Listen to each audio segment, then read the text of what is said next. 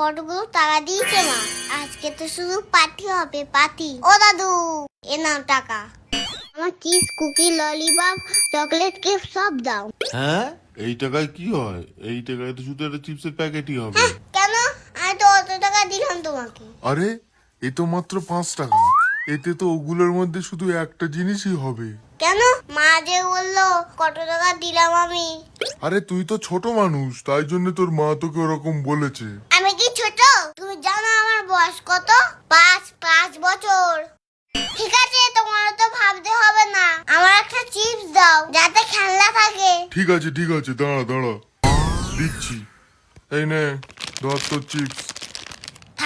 ঠাকুর আমার জন্য একটা ভালো খেলনা হয়। প্লিজ আমার জন্য একটা ভালো খেলনা দিও।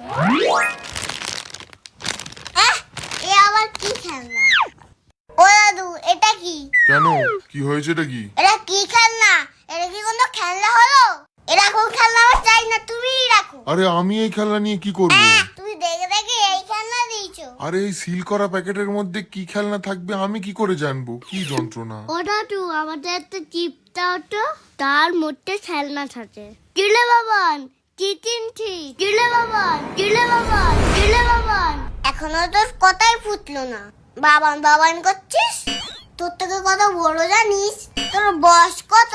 আমার 5 বছর।